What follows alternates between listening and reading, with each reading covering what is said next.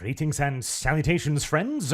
Just yesterday, by the time you're watching this, I had a debate with a gentleman by the name of Radhom, moderated by Counterpoints. It is a spirited but very civil debate, and I would like to thank both of these participants for it. And this, of course, will be my recording of the debate. It is 2 hours long, so I'll throw in a short preface here. The debate was about gatekeeping in 40k and what is a general principle, because, well, we did wander off that point quite early, as we ended up kind of agreeing that gatekeeping was indeed necessary quite early on, and then it came down to what was going to be gatekept. Politics, as it turns out. For Radhom, it was the Nazis, and for me, it was wokists. Two flavors of socialism. And then we largely went on into the specifics of woke ideology, or more correctly, whether or not there even is such a thing, as Radhom's position seemed to be that all of these diversity, inclusion, and representation initiatives that were happening were just happening because, well, that was what was popular. And it was popular because... That is where the main divide was, of course, as I brought up that we can literally read the books of the people who popularized these wokist ideals. We can read about Kimberly Crenshaw, how she outlines intersectionality, and its purpose and how it throws back to the famous Marxist, of course, Antonio Gramsci, and his ideas of subverting society. Now, I fear that perhaps I was talking on a specific subject here that Radhom was not aware of, but he also never really asked for a clarification either, so I don't know. In retrospect, his claim that intersectionality isn't simply a laundry list of identities and grievances, which, of course, it is, by definition, as it's all about discovering and exploring vectors of oppression, should have clued me in to bring the debate into a more general direction so that we could have had a better discussion on the principles rather than the specifics. But then again, if you're arguing for a corrosive ideology, then even if you don't understand it, it's still doing damage, so yeah. And I did feel like I did pretty well during that part of the debate, though I did stumble later on, as after having talked in quite broad sweeping terms about moral and philosophical foundations for an hour and a half, Radhom's demand for a specific example within media of the left freaking out about entertainment did throw me off guard, to be fair. I should have just mentioned the Sonic movie and how the design was changed to feedback and how the left lost its shit over that, about a company listening to the bad people on the internet, but oh well, one lives and learns. That should, however, suffice as a very quick and dirty general overview of the discussion. So now I'll let you get into the full meat of it. Enjoy. I'm ready. Ready to rumble.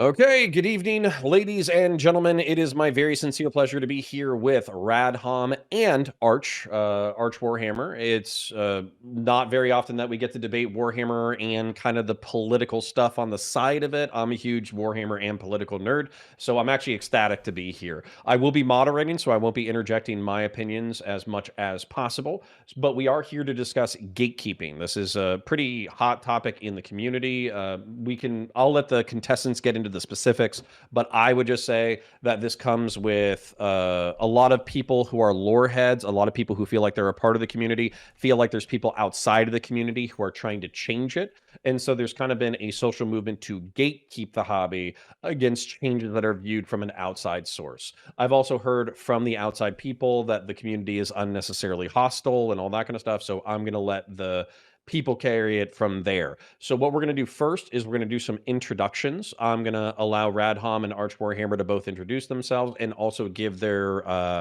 feelings on the topic, whatever definitions they want to give and whatever ground they want to cover. We're going to start with Radhom. Can you tell the people just a little bit about yourself and who you are, and then also your perspectives on the topic of gatekeeping? I'm Radhom. I'm a lefty Australian political streamer, complete not a nerd. I cover painting, as I cover politics and deconstruct conspiracy theories while painting miniatures. Got a background in circus and cabaret performance. Now, on the topic of gatekeeping, I reject that it's outsiders who are coming into the hobby and trying to change things. A lot of the people who are being gatekept against are people who have been a part of this hobby for decades. And there's a good number of the people who are performing the gatekeeping who are actually quite new to the hobby. Now, I don't think how long someone's been in the hobby is particularly important. I think enjoying a hobby or fandom is a good and great thing. And that, changes to the lore and the setting do happen. What matters most to me is not that the setting remains static, or any setting in general remains static or unchanged, but any changes that are done fit and maintain the tone of the setting. Gatekeeping itself, I see as the practice of attempting to police who gets to enjoy or participate in a particular hobby or fandom. It used to mostly take the form of double standards when it came to proving that someone was a fan, generally targeted against women and minority groups. In the modern day, it is metastasized into a veritable crusade against anyone who is identified as a threat to the fandom or hobby, and is currently resulting in an escalating tide of abuse. This can only hurt the fandom's hobbies and properties in questions, and is most likely to lead to stagnation and collapse. I support moderation of hobby spaces and social exclusion to disincentivize certain behaviors such as abuse, bigotry, and violence, but actual gatekeeping should be reserved for the few extreme cases that warrant it, such as open neo-Nazis and those who insist on supporting them. I want our fandoms and hobby spaces to have a mix of progressive and conservative people in them, because they're great places to forge mutual respect and learn to get along with each other despite our differences. I've seen Arch framing gatekeeping as a moral necessity and duty to protect fandoms from ravening hordes of SJW interlopers who just want to destroy the things that we love. This framing, I personally think, is a bit moronic, and ignores the progressive long-term fans in every hobby, the progressive history of many fandoms, and the actual reasons that bad media is produced. Gatekeeping, in my opinion, is toxic, harmful, and ironically may make the changes that self-appointed protectors, in inverted commas, of the hobby are fighting against more likely to happen. Our hobbies and fandoms should be inclusive and welcoming, and able to withstand and adapt to the changes that occur within general culture. Okay, thank you for that fine introduction. Arch Warhammer, would you mind introducing yourself and then also your feelings on the topic? Also, since you're going second, feel free to levy any responses you want to do to kick us off into the open. Hi, I'm Arch. If you're in the 40k fandom, you've probably already heard of me, so let's skip that part. Gatekeeping is an intrinsic and absolute moral good. Finished. Okay, then let's kick it off. We're in the open. I will interject only as necessary to move the conversation forward. Okay, wonderful. So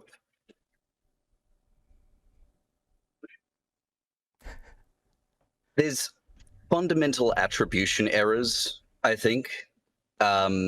Like this idea that there's an invasive force of people trying to change and destroy things is just, from what I can see, false.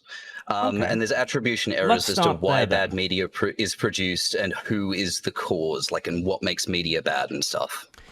Let's start with the outside force, shall we? Sure.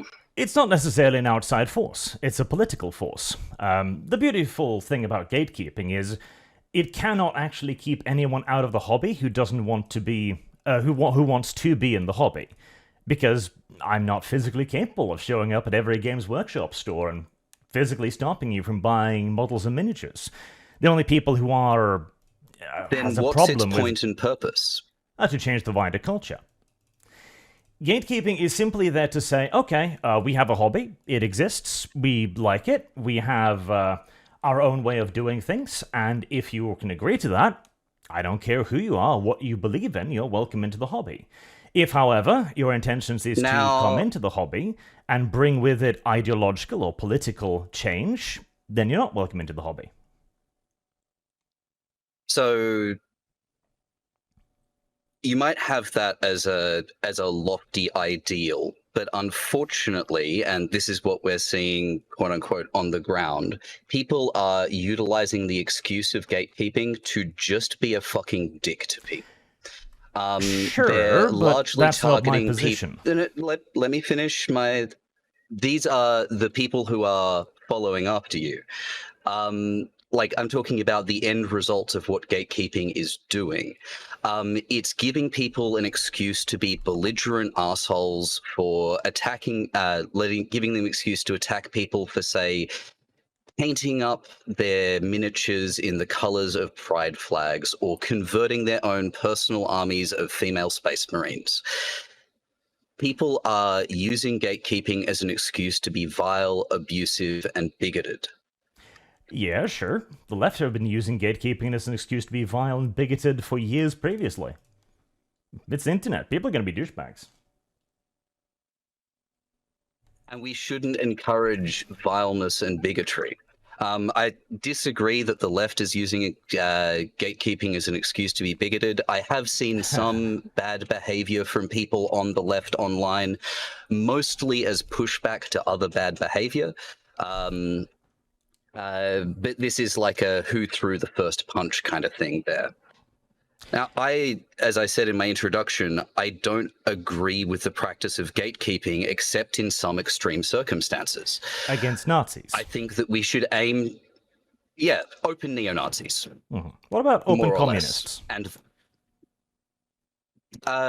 depending on the kind of communist and what they're advocating for. If we're talking about a Stalinist fascist Stalinism is fascist adjacent. If we're talking about a Stalinist tanky who shows up in a kill the kulaks shirt, they can get BTFO'd. If we're talking about someone who's just like, look, I think that there's a better way of doing economics, then that's fine. Okay, so it's mainly you're for gatekeeping, but we disagree on the target. And the target appears to be then I am violent, only toxic for gatekeeping. No. I am only for gatekeeping in a very specific circumstance. What about, say, in general, I am threats? Against gatekeeping. I don't. Death threats of violence, stuff like that, is not acceptable and shouldn't be done. Okay, so when, for example, you announced our debate, a person responded that you should take a firebomb and get to the ultimate consequence of being a Nazi, that's somebody who should be gatekept. Yeah. Okay. Well, in that case, that we might agree on the target as well. If I had noticed that, then I would have told them that is unacceptable behavior. Oh, you did. They told you did. Yeah. To give you all credit, you did tell them that was not acceptable, and they simply doubled down. Okay. And this is kind of my point as well, because this is moderation. Not gatekeeping. You should moderate behaviors, but not gatekeep categorically people out of spaces. Oh, I'm not keeping people out of spaces. I'm keeping behaviors. Can be not from what I've seen of your videos.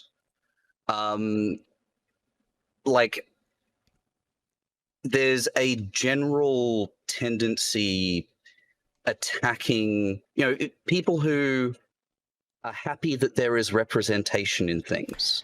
There is a general advocacy to push progressive people out of spaces. You frame it as this invading horde of people who is trying to destroy everything. And that's just not a thing. People aren't infiltrating hobbies to try and destroy them. No, you have a fundamental attribution error.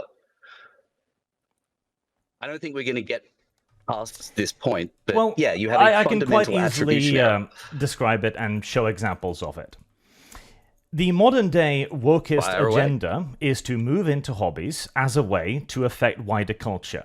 This isn't just for hobbies, this is in politics, in society in general. They have a very clearly laid out game plan of this, stemming back to, I first noticed this in 2016, where the idea is to widen the scope of the hobby, and thus bring in more people that wouldn't normally be interested via utilizing various strategies. For example, as you say, representation and diversity. These are often tools used explicitly by wokist agents to go, but we should change this, or we should add that, or we should alter this, to appeal to an audience that aren't already in the hobby, again, to try and widen it, and thereby achieve institutional capture by eventually managing to turn what was once a specific thing into something different by both driving out the initial So audience what and you're creating doing a new is one. taking people going, hey, this is fun. Let's make it more accessible for more people. And you're turning that into a conspiracy theory. No, I'm speaking directly to You're the postulating that ethics there of is a wokeism. grand wokist agenda. There is. This really has fucking isn't, other than let's all enjoy things together. I mean, the thing is, this has actual codification. This has scholars. This has people who have written books about it. This is an ideology that is well developed. We can read the people who made it, and we can read they're arguing for this. So academics pointing out that things become more progressive over time, academics saying, hey, it's good when things become more progressive over time, and generally it is. And now I'm not saying that we should, whitewash 40K. The thing that's so wonderful, like one of the things that's so wonderful about it is that everything and everyone is awful. It's the grimmest, darkest, shittiest possible future. You've got moments of like light and hope and fighting back against the darkness and the oppression, but that's what makes it great. And I haven't seen anyone trying to change that. Oh, I definitely have. I mean, hell, 40K has become significantly more light over the last few years anyways, or last decade or so. But to return to the bounding point here, like the underlying point, what you're talking about is making things more progressive. Well, this is a part of it. In fact, many of the scholars that talk about this often quote Marcuse. Liberating tolerance, then, would mean intolerance against movements from the right and tolerance of movements from the left, where the idea is we make everything more progressive until we arrive at the point where the only people being gatekept out are the right, whilst extending near limitless tolerance to the left. So what we shouldn't be tolerating is basically bigotry and abuse. Yeah. That's what should be removed. And what is your definition of that? Is it perchance a left-wing definition? Probably. Yes, precisely. Okay. How does, so introducing, broader bases of characters isn't necessarily an ideological agenda. I think Aaron Dembski-Bowden, one of the Black Library authors, I'm sure you well know, made a post where he explained why he increased the representation in his books. It wasn't because of a political agenda, it's because it was unrealistic to not have that there. It was unrealistic to have so few women, to have such a predominantly white cast, because humanity is vast and varied, and they would be present in those stories. Mm-hmm. Yeah, absolutely. But you remember the statement "Warhammer is for everyone" that GW made a couple of years ago by now, right? They had a line in there saying, "We will continue to diversify the cast of characters we portray through miniatures, art, and storytelling so everyone can find representation and heroes they can relate to." Diversification and representation are specifically arguments made by the woke progressives. These are political talking points. And this is why you can say that, oh, well, it's natural to add them in. Yeah, and 40K has always been diverse. That's the thing. Even if we go back to Gaunt's Ghost, for example, you have a mixed regiment. We've always had Black Space Marines. Increasing diversification in a universe that already has had it, as the God Emperor does not care what color the meat in the grinder is, because it is that dark of a universe, well, in that case, making that out as an explicit, specific point, it's difficult not to read that as a political appeal. Especially considering the circumstances surrounding that statement as well. What circumstances would those be? Oh, are you not aware of the Austrian painter? The Austrian painter was after the statement. Was he? I think that was in you're referring to the. No, you're referring to the fascist who went to the Spanish tournament. Well, Francoist technically, but fair enough. Yeah, Francoism is a fascist ideology. There are a variety of fascist ideologies. Yeah. No, that was 2021. And that was the statement, the Imperium is driven by hate, Warhammer is not. Oh, Warhammer yes, right. is for everyone, yes. Came in 2020. Yes, excuse me. So that was I got afterwards. my timeline messed up. Yeah, it's fine. The pandemic made time stop working for a while. Now, the Warhammer is for everyone statement. I'm glad you brought that up because I've seen people, including yourself, say that that statement is explicitly excluding people like you. I've seen people saying, but if it's for everyone, why do you not want me here? Now, the statement says we will never accept or condone any form of prejudice, hatred, or abuse in our company or in the Warhammer hobby. It's behaviors that will not be tolerated, not categories of people. Mm-hmm. Yeah, but So again, if what is the definition if you're of a these bigot in things? your heart of hearts, but you're not being a bigot like during the hobby, if you're not, being sexist or racist or, abusive around those things, then that's fine. I'm okay with people who are bigoted but aren't expressing it at the people around them being a part of the hobby. I can't know what's in someone's brain. I can't police that. Why would I try? Well, then we agree. But this also requires a value-neutral structure. Like, the hobby itself should be largely value-neutral, in that any changes that is made in the hobby should be first and foremost for the best of the 41st millennium rather than the 21st millennium. In which case, again, making a statement that explicitly speaks to wokeist values seems to undermine that. So you have a pro statement for one side It speaks and a to negative towards the modern other. values. This isn't. I reject the framing that this is wokeism. This is just people becoming more progressive over time. People have become more progressive and accepting on a social basis, and making sure that, that is reflected within the fictional works that you are presenting to people is okay. From a corporate perspective, it's basically about, increasing market share. And I'm fine with that as long as much as possible, the tone of the grimdark is maintained. You've mentioned that the grimdark tone has flagged a little bit. I do agree with you. I think that's primarily down to the handling of the introduction of the Primaris whole, reintroducing science and invention to the Imperium, and the return of the Primarchs. These things could be done well, but I think they've been mishandled a little bit, and there's a risk of going from grimdark through to noble dark. Now, on that point, you will find no disagreement from me. Cool. But we can go back to this idea, because I agree. Society is becoming more progressive, but we can ask ourselves then, why is it becoming more progressive? Because it hasn't always been so.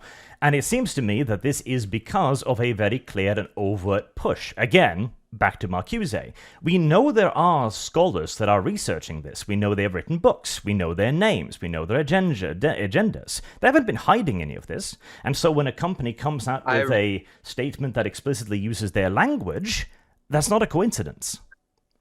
I reject that this is from a clear and overt and coordinated push. The reason society is becoming more... No, let me finish. The reason that society is becoming more socially progressive is because more people are meeting and knowing people who are in the categories that were previously more or less universally despised and distrusted. We saw this happening through the 90s and the noughties with gay people. We're seeing it happen in the 2010s and the 2020s with trans people. There are studies that show that when people are around and get to know people of other ethnicities, then they become less bigoted towards those people of other ethnicities. Daryl Davis, American blues musician, has made a life's work out of befriending members of the KKK and not arguing with them about their ideology, but just being a nice black person that they know. And he now has a wardrobe full of Klan robes from friends of his who have left the KKK because they've gotten to know him. Mm-hmm. This is another, this goes back to one of the reasons I'm against gatekeeping. I want as many different kinds of people from different walks of life involved in hobbies and fandoms so people can get to know each other. Yeah, great. And that I'm entirely agree with you on. Because what I'm not trying to do, I'm not trying to gatekeep people. I don't care what color you are or what sexuality you are. Doesn't bother me in the slightest. I think Your that's disciples a great are, though, and they're like thing. Again, gatekeeping I'm as it not is going to currently answer for existing people who online. follow me. In the same way that you might... You remember when you said you were keeping out the person who said they would firebomb me? Well, it's the same thing. Yeah. We can argue about principles instead. That seems far more productive. Sure, but we do also need to talk about the end results of things. I'll do my best not to lay the blame for these people's actions at your feet, even though I do think that you could be a lot better with your rhetoric and how you approach these things. The end result is people are utilizing this as an excuse for abuse. As is the left. And it's not just in the Warhammer fandom.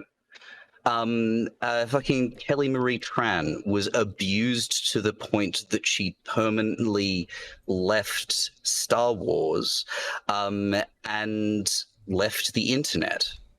Yes, and that's Games the result Workshop of threatened people to sue trying me to for having gatekeep. Warhammer in my name after I pissed off a leftist. Can I May I interject and just for a moment, because I feel like I can summarize your perspectives and then maybe we can narrow down on the point of contention so we don't keep swirling around it, basically. And also I kind of want to summarize the conversation for the audience as well. What I've heard so far from Arch, I'll say what I heard from Arch, I'll say what I heard from Radhom, I'll say the agreement, and then We're getting some crackle. You've turned into a crackly. From me? Okay, yeah. He's good on my end, so it might be for you. Nope, it's happening to both of you, which means it's an issue for me. Sorry, just a moment. Yeah, what is...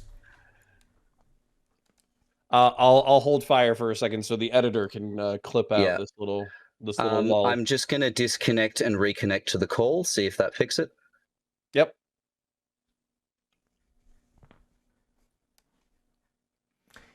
Hello. Am I still crackling? That's all better. Better. Okay, it's just Discord, though. All good. Okay, cool. Yep. Then I'm going to, for the sake of the audience, I'm going to summarize Arch real quick. I'm going to summarize Radhom real quick. I'm going to point out 2 surprising areas of agreement that I found, and then I'm going to try to cut to the heart of the issue and actually try to use an example to see if we can get you guys to do it. So from Arch, I heard that gatekeeping actually does not preclude people from the hobby. I think that's a wildly interesting point because we're just talking about social pressure. The truth is, if you want to paint Space Marines, you can do so with or without Arch's or his community's approval. The left started it. They basically started boxing people out of the hobby. All is fair in love and war. Kind of got that vibe from it. Do you disavow death threats? Radhom does. The modern progressive playbook is to infiltrate cultural touchstones and make them more progressive in order to affect a broader cultural change. It's intentional. That's an important thing.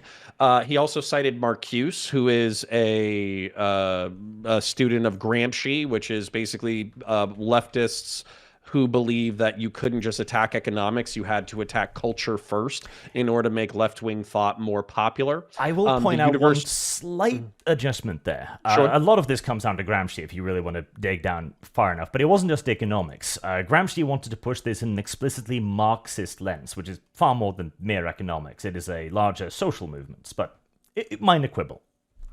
Sure. And my point, just to clarify, is that my understanding is that Gramsci believed that economic revolutions in the Western world had failed because people were not sufficiently culturally primed to accept them. Diversification is a progressive concern. The 40K universe was already diverse. And then finally, another point that I like is that the changes made to the lore should be in line with the 41st millennium, not with the 21st century or a modern day. When it came to Radhom, summarizing his perspective, gatekeeping is being used as an excuse just to be a fucking asshole. The only people that they're okay with being assholes to are authoritarians who let their authoritarianism be known. Death threats should be banned.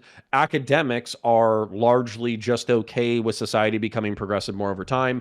Bigotry is what should be gatekept. Some creators inside the universe agree that basically diversification is something to build up the narrative, not just a progressive touchstone. And then the internet is forcing people to meet more gay and trans people and more people of various diversities, which is why we've seen not just the internet, but life in general. As more people have been open about their queerness, more people IRL have ended up with queer friends and family members. And as a result, society has gotten more progressive over the past 20 years, which might not be to everybody's tastes. Now, two surprising areas of agreement before I try to cut to the heart of the issue. Grimdark versus Noble Dark. It seems like both of you agree that 40K has almost had a tonal shift that's subtle, but has kind of made it less of a grimdark environment. And then the internet.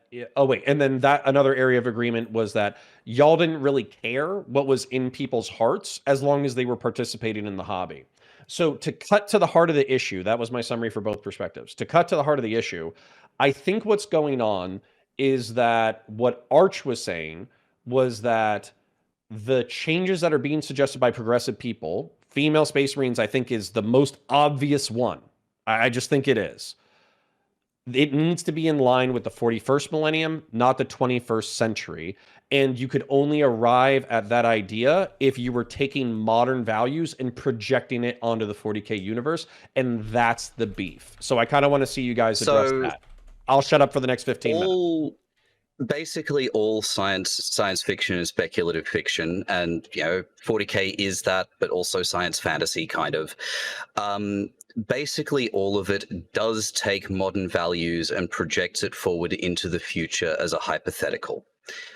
You can see this in fucking Neuromancer in June 1984. Now, what 40K is doing is it takes primarily a bunch of bad things about humanity, parodies them in a very damning way, and projects that forward. 40K has always been making some form of political statements. There are strong satirical elements within 40K. Generally, I'd view it as a damning parody. Now, if you can introduce female Space Marines while still maintaining the tone of the setting, then I'm fine with it. I think there are good ways and bad ways to introduce female Space Marines. I don't think introducing them would destroy the setting. Okay. Well, one part we do agree on is also that we are not trying to gatekeep people. We are trying to gatekeep arguments, more correctly, or political positions. In my case, of course, I am for gatekeeping, correctly, wokeist positions, whereas Radhom is for gatekeeping against, Nazis' position, fascism, the various flavors of it, right? When it comes to female Space Marines, which, that's a whole other can of worms, but it's an interesting one, right? There could be an entire debate just on FSM, yes. Yes, but to try and borrow down to it a little bit on the Swift side, what you're saying is entirely correct as well. You're channeling Socrates, with art being a rhetorical argument, in essence. This is also one of the reasons why I don't think female Space Marines, English, can work within the setting. Because if art is a rhetorical argument, as storytelling is a rhetorical argument, just correcting myself. Sorry, my brain runs a bit faster than my mouth occasionally.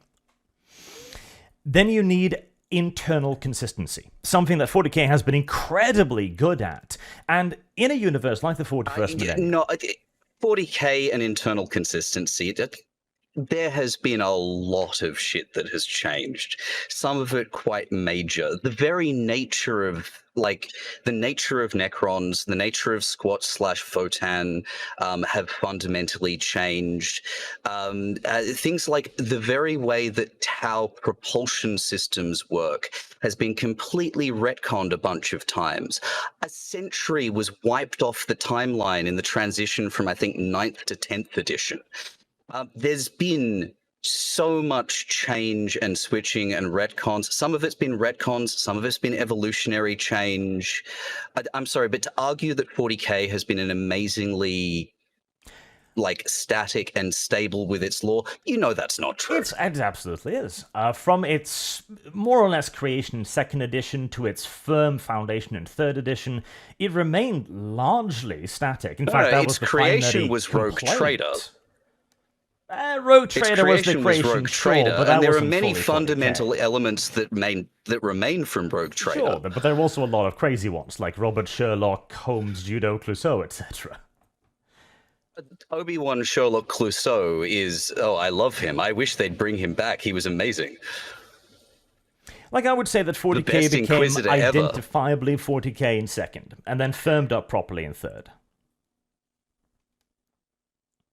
But yeah, it solidified a lot more over that time period. Sure, yeah. And then it stayed fairly consistent to the point where people were primarily complaining about it being stagnant up until The Gathering Storm, which was, damn, what, nearly two decades later? Speaking of The Gathering Storm, the start of 6th edition, they retconned out the entire 13th Black Crusade. Oh, definitely. There's been plenty of retcons. Because, of course, there's always going to be change in a universe like this. Yeah, and like you'd need to demonstrate how the introduction of female space marines would actually destroy what 40K is. Oh, very simple. It's like because storytelling is a have... rhetorical argument. That's the fundamental part of it. You need for it to be understandable. And in a universe where the Imperium is constantly beset by enemies at all ends, it is a crumbling edifice. You have the Space Marines as the absolute creme de la creme, the cutting-edge elite, the best of the best. To use the Imperium's rarest and most valuable resource, gene seed, to produce objectively inferior soldiers, which is what female Space Marines would be, completely undermines the rhetorical argument. That. So the Space Marine creation process begins pre-puberty, 10 to 11. Sorry, 10 to 12 generally. And it's not testosterone that makes a Space Marine. It's the weaponized hormones produced by the Biscopy and the Osmodula that make an Astartes into an Astartes. They're not Space Marines because they're men. They're Space Marines because they're post-human monstrosities. Now, female Space Marines, I think, would have basically the same physical structure and capacity as male-derived Space Marines. They're like a bit less beard and maybe a slightly different facial structure outside of the armor. In the armor, that's the only differences that you'd see. The thing is, the male form simply has a greater room for growth in these cases. And so if you could simply make up for that with biochemistry, theoretically, then you would already do that already to the male form. Like, if you could make up for the percentage lack in between the two, you would just add that onto the male. It's not testosterone that's driving the growth. It's these fictional weaponized growth hormones. At all. It's fictional, exactly. Yeah, testosterone isn't the thing that makes an Astartes. Yes, exactly. It's space magic. So the physical it's scientific space magic, yes. And there's no reason that if a woman could be put through the same process, that they wouldn't turn out the same. There is, because the baseline male form is going to be stronger. Look at early transition trans guys. They turn out just as strong as cis guys. Pre-puberty, boys and girls have the same physical capacity. But males do have a greater That's why when you're dealing with kids sports, you'll often find like mixed sports as a more more common and likely thing. And again, it's not the testosterone that's making the Astartes. The ultimate potential is still greater. The potential is greater. Yes. Because we just have testosterone and estrogen, and men have one balance of it, women have another balance. Generally, that's looking outside of things like PCOS, polycystic ovarian syndrome, which causes higher level of testosterone in cis women. But again, the testosterone doesn't have Like, it's not what makes an Astartes into an Astartes. No, it's the space magic. We agree It's on that. the implanted organs. Yes. But And again, if you space start magic out, works on women as well. if you start out with an inferior platform physically, you are going to end up with an inferior end result. You're starting out with a prepubescent child. The platform is the same, my boy. The platform is not the same, because you still have that growth. You would have to argue that males and females were to be exactly the same at the end of it, because obviously there's also growth involved in this process. There would be functionally zero difference. The variance would be about the same as the variance between different Astartes. I don't believe so, because again, you would still need to make up for the You've hooked shortfall. yourself onto this idea. That male and females are different, yes. And Astartes are different to men and women. Astartes are their own thing. They are post-human. They are, but you'd still need to make up the difference. And if you could simply make up the difference by extra space magic, you would just add that onto the superior platform.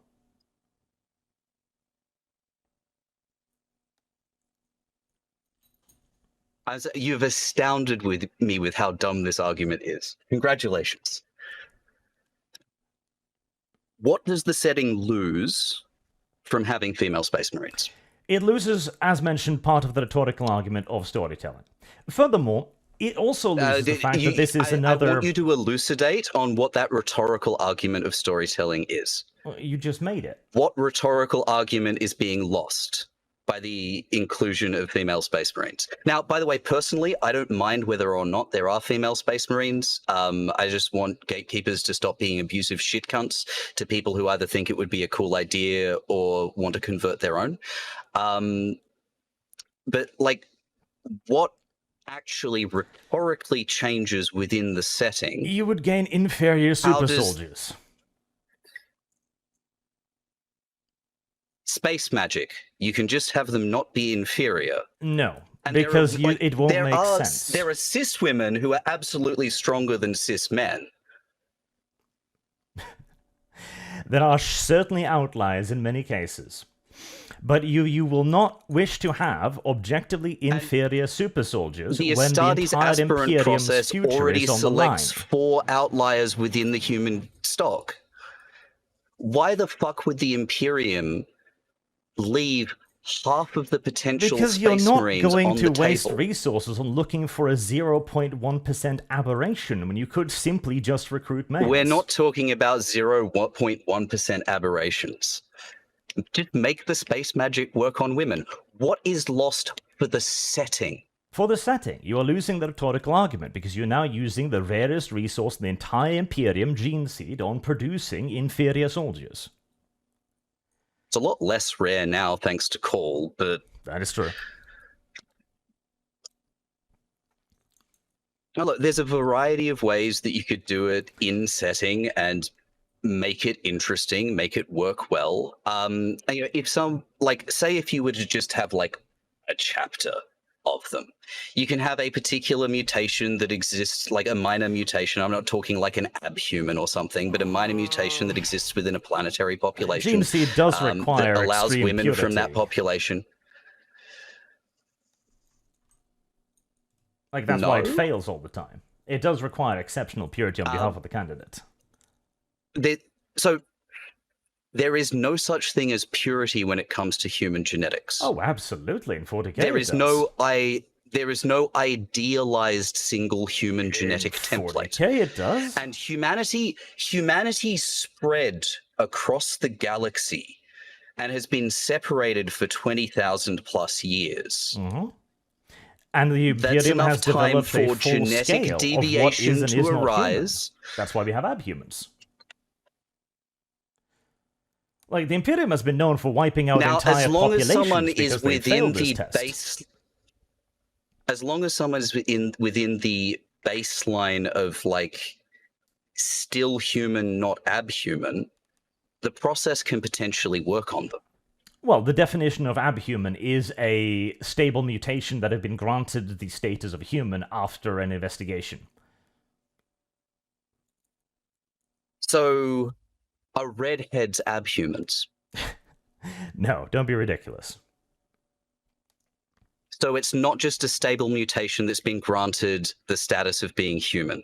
A stable Because mutation redheadedness is a bigger mutation one. within the human It is genome. an ogren and a rattling. You obviously know what I'm talking about. Yes. It's a mutation to I do know what you're talking about. I just wanted to make it clear that there are stable mutations within the structure of what is human We are and stable considered human mutations. by the Imperium. Evolution is that. Don't be ridiculous. Yes.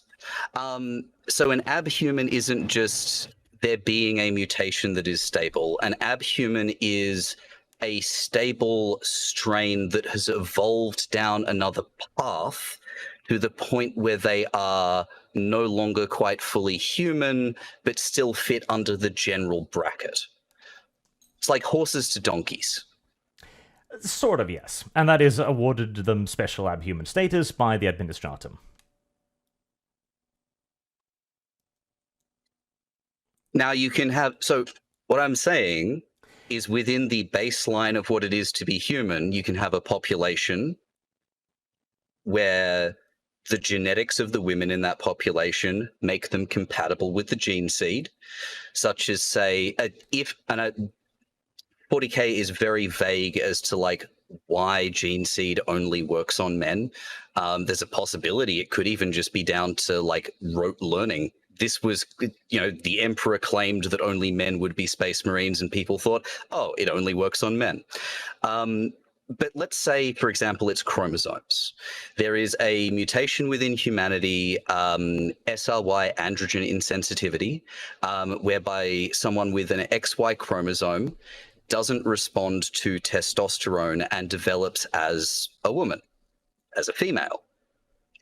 They are genetically male, but biologically female. Say you have a planet where that is common, then you have a planet, if it's keyed off chromosomes, where the women are compatible. You can do similar things for hormonal balances, or you can even just say that there's a mutation in a particular chapter's gene seed that allows it to work on females. What you're saying is, we can wave the magic wand and make it happen. Yes. Yes, and that is correct. But why would we want to make it happen? What is the driving reason for why we would want this? No, that's not it. Because it's fun. Because if it was cool. fun, we already have Sisters of Battle. Why don't we have male Sisters of Battle in that case? That would be fun too. Misters of Battle. We've got the Fraternus Militia. We've got priests within the Sisters of Battle army. I would personally, I think that the ecclesiarchy would further abuse the men-at-arms loophole and use trans Sisters of Battle as well. I think the ecclesiarchy would have pretty top-notch gender reassignment surgery. But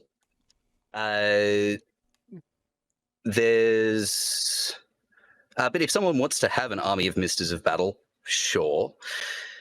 Now, but we have Sisters of Battle argument. Sisters of Battle are a very specific thing. They're like parodic Catholic space nuns. And they're also not superhumans. I mean, Sisters of Battle are cool. And people collect Sisters of Battle. But some people also want to have female Space Marines. And that's fine and cool as well. Sure, they can have whatever they want. But I don't think GW should be going that way. Especially as the real reason why we're talking about this is an appeal to representation, isn't it? It makes market sense to have it. I don't think so, because it's going to undermine the setting as a whole. What we're talking about here is this is claiming part of that it the undermines woke the setting integration. as a whole. This is an element of the law, and we've established that the law has changed in the past and will change in the future. But this is, as I mentioned, You still this is haven't a change told we are me making for the what 21st is century, lost. not for the 41st What millennium. about the themes of the setting? What about the... And I have I've explained told this you, multiple times. the science fiction of today... I don't find your explanation to be adequate. That's fine. And the science fiction of today is a reflection of today. Exactly, of today. We don't have the morals of the 41st millennium, and that's a No, good thing. but we should the Imperium be making the is 41st painted as millennium being about bad. the 41st Sorry, we're talking millennium. over each other. No, it's actually I want to point this conversation just a hair in a different direction. So we've talked about the I think Arch has asserted that there are lore logical incongruities that are not solvable, and therefore this is not an idea that he thinks should be pursued, and that this is exterior pressure being forced onto the hobby. Radhom has said that these are not as like large of gaps as you think they are, and they could be bridged relatively easily. I also would, Sorry, go ahead. I just want to quickly point out a lot of this is interior pressure from people who have been in the hobby for decades.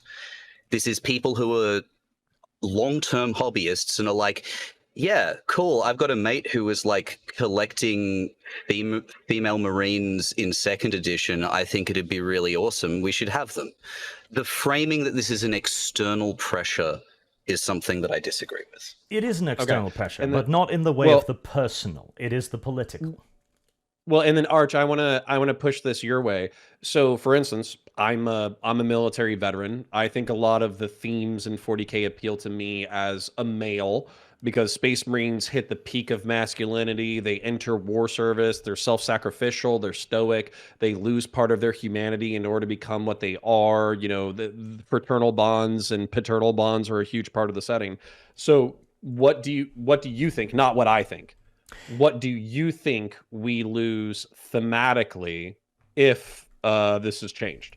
Well, to boil it down to the specifics, right? The Imperium of Man is a very right-wing organization. In fact, the entire setting of 40K is quite right-wing. If we base this on, for example, Jonathan Haidt, the Imperium values authority and sanctity and loyalty, far above care and fairness or liberty even. In this universe, introducing explicitly left-wing ideas from the 21st century, because they are left-wing ideas from the 21st century, is very obviously going to stick out, because it comes from an entirely different moral framework. So you are projecting, Arch, I think you are projecting your 21st century, your own 21st century politics when it comes to bigotry onto the setting. No, I'm talking about morality. The Imperium is a... Let me finish. Yeah, the Imperium is a horrible place, yes. And there may be individual worlds that are very bigoted places. But Imperial culture and the superstructure of the Imperium is not racist, sexist, or queerphobic. Okay. We might have a miscommunication here. It's anti-mutation. Are you aware of The Righteous Mind by Jonathan Haidt? No.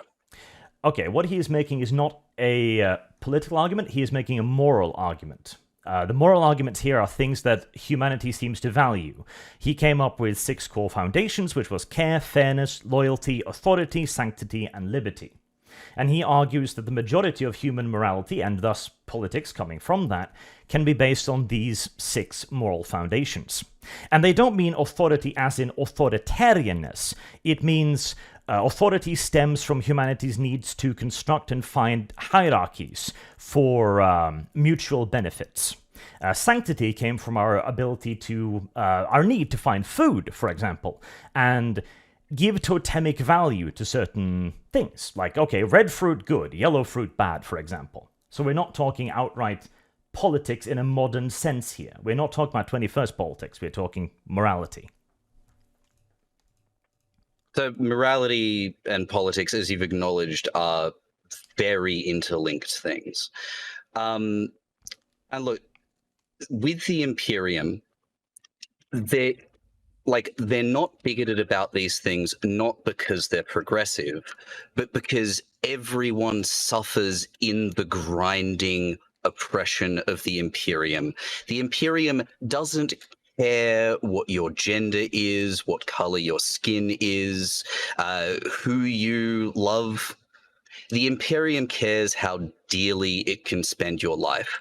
And honestly, I think not having female Space Marines is the less grimdark option, because why the fuck would you spare women from that horrible fate of becoming brainwashed, genetically engineered, post-human warrior monstrosities. Because they're going to make inferior soldiers.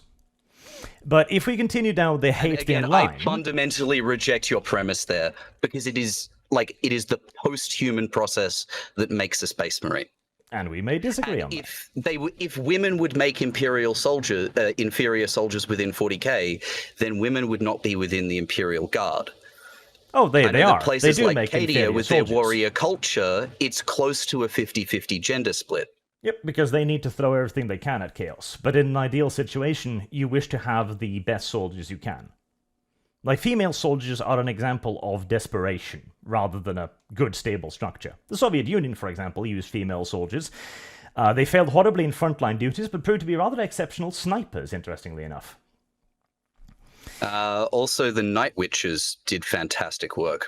Fantastic work is harsh, is a bit far, but considering the absolute garbage equipment they were granted, yeah, fair enough. But on this, what Haidt further find out was that left-wing people favored care, fairness, and liberty over authority, loyalty, and sanctity. Now, the Imperium is clearly built on loyalty, authority, and sanctity. I don't think we're going to argue that the Imperium is built on care, fairness, or liberty. So by the Haidt definition, the lack of those things is portrayed as a right-wing. bad thing within the setting. I would disagree. It's a bad thing in our modern sensibilities, absolutely. The Imperium is a horrible place. But the reason why it's a horrible place is because if it isn't, it's going to get eaten. It's going to get raped to death by Dark Eldar. It's going to get devoured by Tyranids. It's going to get bonked by orcs. It's going to get interrogated, turned into nothing by Necrons, etc., etc. The Imperium needs to be a bad place. Otherwise, it's not going to be a place at all. The Imperium believes that it needs to be a bad place. Are you saying the Tyranids are going to stop eating them? No, I'm saying that the Imperium could still survive while being less shitty. In fact, the Imperium being less shitty to its citizens would help to starve out chaos. The suffering within the Imperium is the main thing driving the warp at the moment. It's still a Now, I'm not saying I want the Imperium to be a good and positive and progressive place.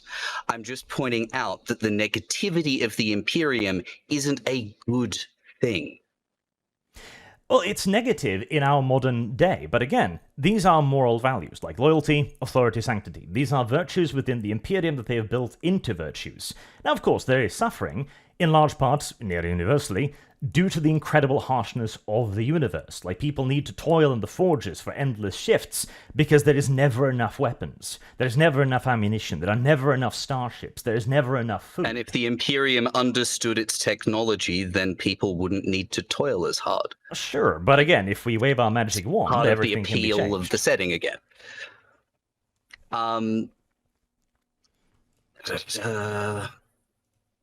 Sorry, brain just stalled for a moment. Joys of ADD. Like 40k is a reflection of modern values because the things like all of these bad things within 40k are portrayed as being bad. And yeah, like the struggle against the horribleness creates these like beautiful moments of heroism in the face of grinding oppression. And that's, you know, that's beautiful. That's great. Mm-hmm. But the Imperium is a failing empire. It is on the verge of collapse.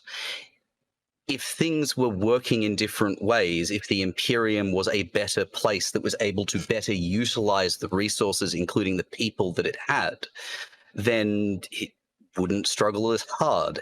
It would still be a really bad, like, it would still be up against really bad things, and like, you know, corners would have to be cut and people's lives would have to be sacrificed. But the Imperium's way of functioning is not a moral necessity, even within the 41st millennium. Is it an absolute moral necessity? Like, of course not. There are exceptions. There are paradise worlds, in fact, in 40k. But by and large, this is absolutely a necessity. If the Imperium starts backing off or starts trying to introduce large-scale reforms or change, unless this is done by an absolute genius, so Gilliman could maybe do it, right? it is going to cause supply problems. It's going to cause logistical problems. It is going to cause the already failing empire to start failing harder. This is what we saw, for example, they already during have the French supply and Revolution. logistical problems. As I mentioned before, we all know that the administratum is a Kafkaesque nightmare, and like a satire of the worst parts of bureaucracy. And making that worse isn't going to help. Like, well, okay, hold on. So this is actually an interesting thing where I think you guys have inverted points. So the Radhom, you said that it would make more sense to utilize half the population in order to create Space Marines. Also, you've emphasized, Arch and I are more in alignment, but I like this this delineation. Arch has stated that you have to have a good foundation on which to build an Astartes in order to get an Astartes, and as a result, the male is going to be the better structure on which to build. Whereas you pointed out that yeah, that there are the Blood Angels, for instance, are renowned for basically turning genetic freaks. They were literally famous for taking techno-barbarian monsters and turning them into noble savages. So you emphasize the Astartes process. But in making that point, does it not take away from the theme of Grimdark, where you start having the Imperium trying to be better, more inclusive, more fair, and therefore well, more efficient from your line? I don't think it's about inclusivity and fairness. If the Imperium were to make these changes, then it would be for desperate and pragmatic reasons. I don't see how. Now, I don't understand how that's going to be that. I'm going to provide the best progressive argument that I have heard against female Space Marines. Because there's strong satirical elements woven throughout Warhammer 40k. One of the things that Space Marines and their creation process satirizes is the horrible things that fascism does to young boys.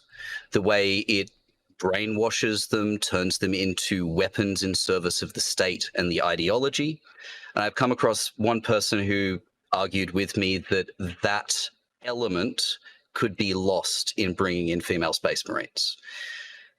Now, if the change happens, I would still support the change. And, I fully support people engaging in their own theory crafting, and these are ways that it could be done, doing their own conversions, making their own armies and all of that. And to bring back to, we've gotten into the weeds on 40k stuff, but bring things back to gatekeeping in general. There's bloody hell, stupid brain. Bring things back to the gatekeeping side of stuff.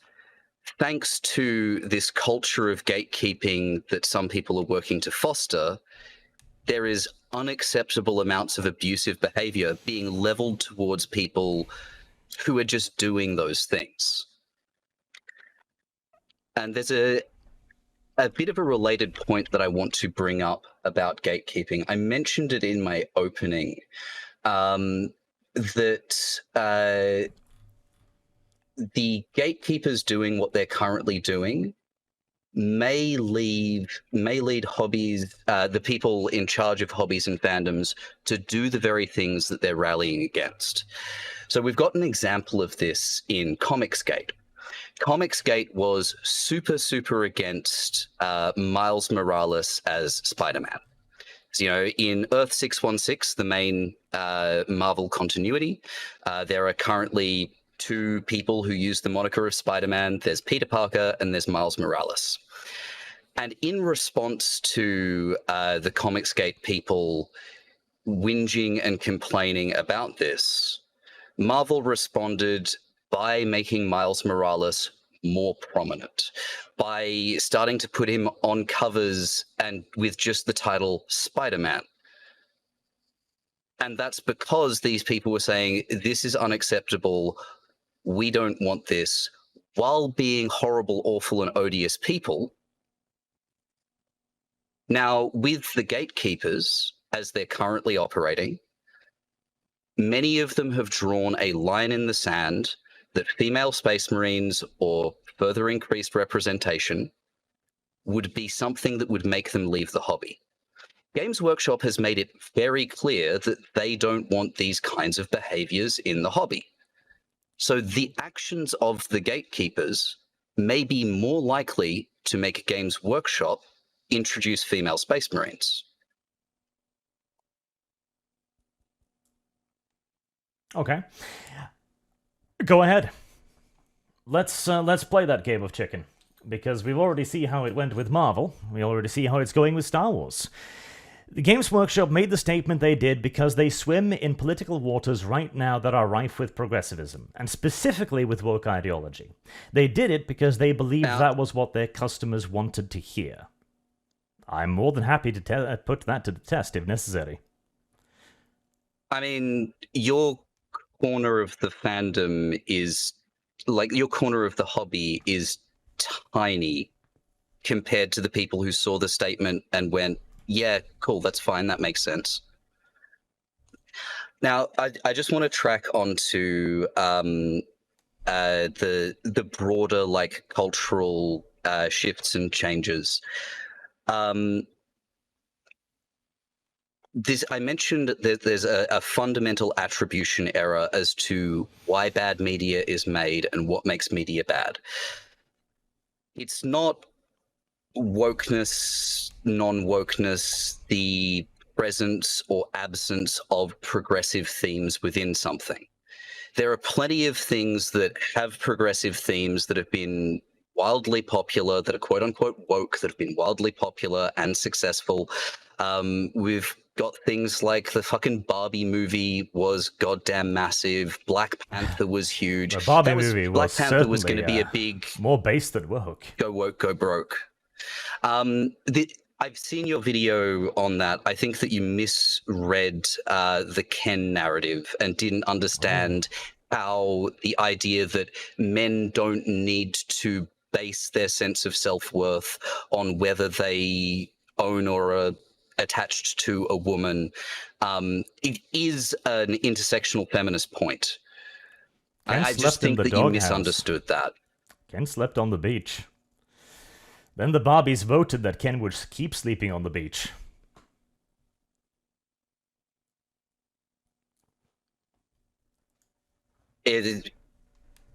So Ken that still didn't have property rights.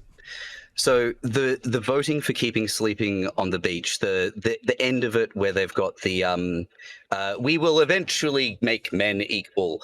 That's a parody we of, might throw them some lower positions how the gender. Later. That's a parody of our world. It's a commentary on like how change has progressed in our world. You get that, right? It's an extraordinarily poor one, because right now, through intersectionality, we have systems that ban white men from applying to jobs, for example. We have arrived at the point of what the left would describe as positive discrimination in this case. In fact, we haven't arrived there. We've been there for a decade. The discussion, I'm not going to get into a discussion on things like diversity quotas. That is a debate unto itself. So I'm going to pop that in the box and put it aside. I'm not aware of any instances where white men have been explicitly excluded from applying for a job. The BBC. I'm sure that you can find an outlier or two to point me at. But you know, there's things relating specifically to. I want to talk about the fandoms and I want to talk about the gatekeeping. Yes, I don't mind if we get sidetracked on Warhammer stuff, but this comes down to wokeism. Fandoms and gatekeeping that I want to. Let me ask you, what is your definition of woke? So I was saying fundamental attribution error. There are many things that are considered woke, or that if they were released today would be considered woke, such as Alien and Terminator. Sure, but you're ignoring the actual background fantastic and beloved. That are fantastic and beloved and popular and successful. There are progressive things that fail. There are conservative things that fail. There is good media produced on both sides of that ideological aisle. what is, say, like the stuff that's fucking up the Marvel films is corporate decision making, bad script writing, overtaxed, underpaid, CGI special effects workers, not quote unquote wokeness. It absolutely is. They're Entertainment is producing- not separate from the political waters in which we swim, which are suffused with the woke ideology. But if it was wokeness that was destroying things, then all woke media would be bad. People generally try to produce media that lots of different people are going to like. Some of that media is going to be good, and some of that media is going to be bad. It is not the presence or absence of wokeness that makes media good or bad. It absolutely can be. It also cannot. There are instances of good woke media. Okay, good. We're making a step in the right direction here. But Now, the the reason why we are instances seeing of this... good woke media are good media that happens to be woke, and instances of bad woke media is bad media that happens to be woke.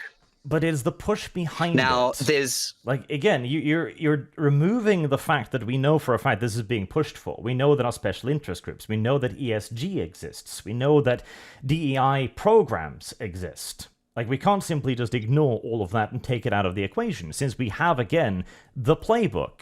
They've written, like Kimberly Crenshaw has laid this out quite precisely. ESGs are basically a way to attempt to rebrand capitalism to make it seem nicer. That's what it is. Diversity, equity, and inclusion stuff, well, that's because there are certain fields where there is strong gender biases or other attribute biases where there really shouldn't be. I'm going to give you an example. There was, I can't remember which orchestra it was, but there was an orchestra that wanted to improve its balance of male to female people, because playing an instrument isn't something that's dependent on your gender. Now, they started doing blind hirings, where they had a curtain up between the people who were conducting the audition and the auditionee. It corrected a little bit, but not as much as they were expecting. What changed it to put the new hires on parity gender-wise was putting down carpeting, because women's shoes sound different to men's shoes. Now, I don't think that any of the people conducting the interview process were consciously deciding, oh, that sounds like a woman's shoe, I'm not going to hire them. But there was a subconscious bias that existed within the space that was making it more likely for one group to get selected over the other. Now, diversity, equity, and inclusion is a attempt to try and right some of that bias. It is a We should discriminatory examine effort. it, see how well it is working. No, It is. It is an attempt to fight against discrimination. Now, we shouldn't take the current methods as gospel, but we should look at how they're working, the kinds of results that they achieve, and see how those results can be improved. We also should push to make society less bigoted in general, to try and remove those subconscious biases. The bigotry is being as increased much as we can by this. Again, we know why this is happening. Like the creator of intersectionality, for example, made it quite clear that the aim towards this was to try and create further vectors of oppression to further push forward their own agendas, in essence. This is why we now have diversity and equity inclusion initiatives that is based on race, that is based on indigenous status, that is based on sexuality, etc. This is all a push towards positive discrimination, and in my opinion, that is simply just discrimination. It's a push to try and correct an artificial imbalance that exists within society. Some attempts to do it will be better than others. Some attempts to do it will be worse than others. It is based on the idea of the unconscious bias, isn't it? It's one of the things at play. There is, there's going to be workplaces where there's conscious bias as well. Mm-hmm. Like, for example, the BBC, not hiring white people. Making obviously discriminatory systems is not a way to fix discrimination. Discriminating against one group is not going to fix the discrimination against another group. The only way we are going to fix this is going to be by simply not discriminating. We had the idea of color blindness, which has now been turned into a negative, in large part again due to intersectionality. So I'm just looking up the BBC thing here.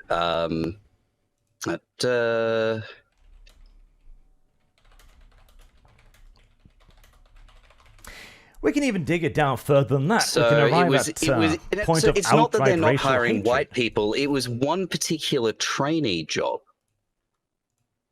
That is one of them, yes.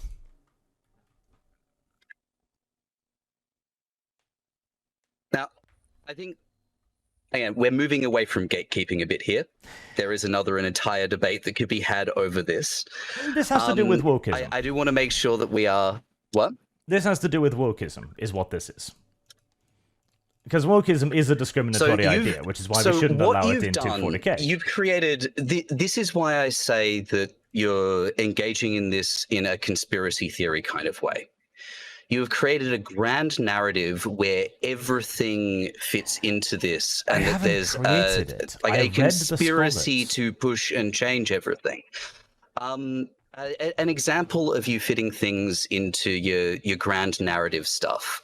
Recently, you popped up a video on a particular Magic the Gathering box being, what was the term, slow-sold? No, phased out.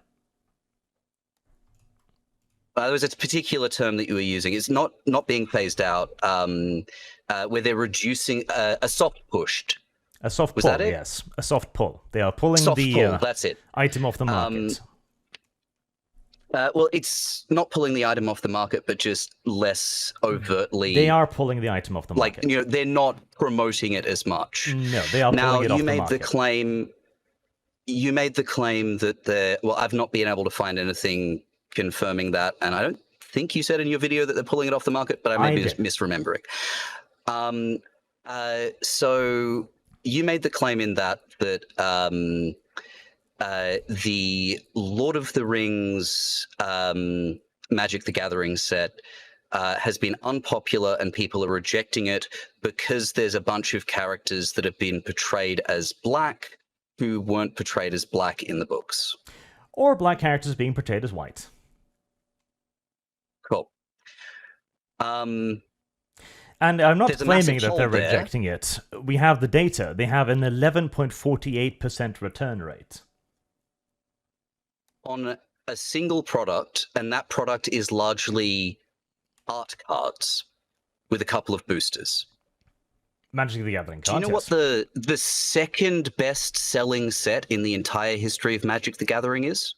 I would hope it is the Magic the Gathering Lord of the Rings. Yes, because it is one of the largest entities on the Earth.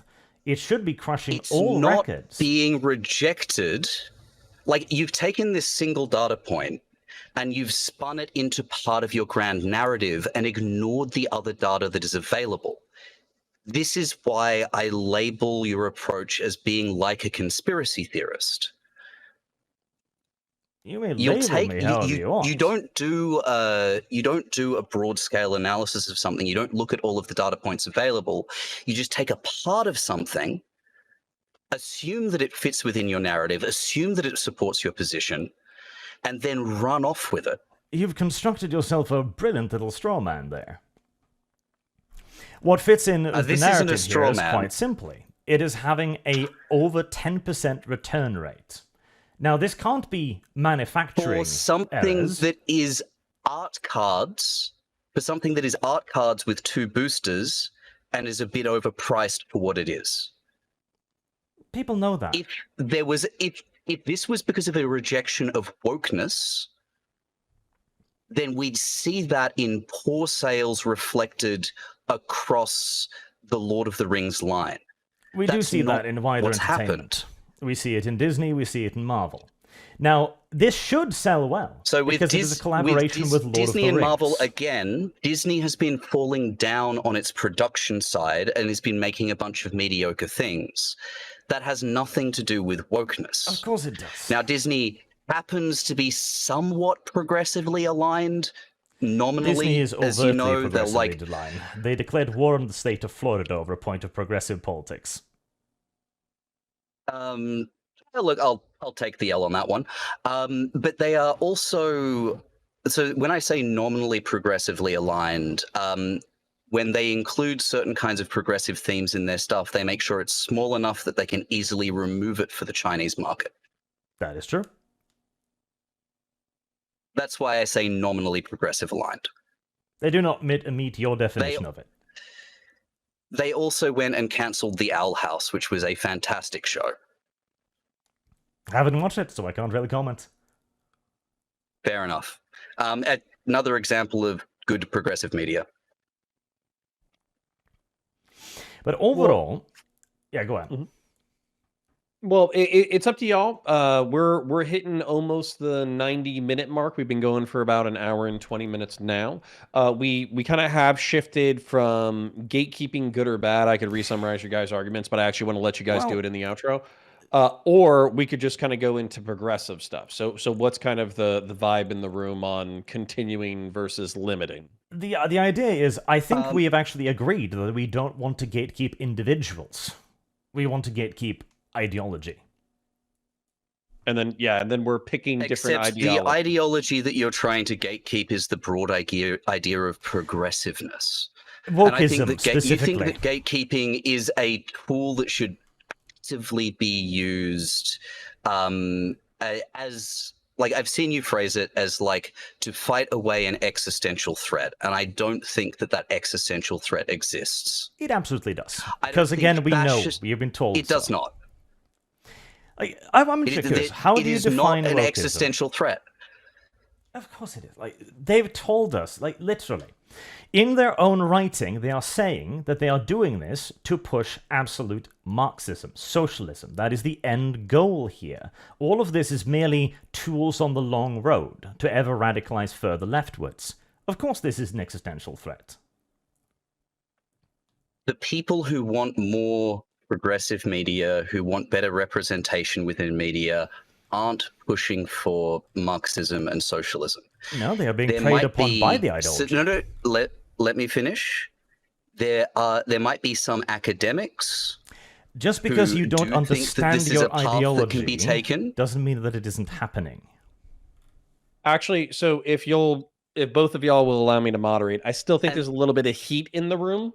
So we're gonna burn that out. The way that we're gonna burn that out, though, is I feel like this is a separate topic. It's related, but it's separate. So if you're both, there is another gatekeeping specific thing that I do want to touch upon. Okay, then let's touch upon that before we move to what I would like to do, and I'd like to get a vibe check on whether or not you want to do it. So what I would do is, since this feels like Arch is most concerned with progressivism, which is why he wants to gatekeep it out of the hobby. Woke specifically. Like, let's be very clear on that word, because it does annoyingly progressive. Give me your Arch. Can you give me your definition of woke versus progressivism, and then we'll move on to the point on gatekeeping that I still wanted to discuss. Woke is approaching all issues through an intersectional lens.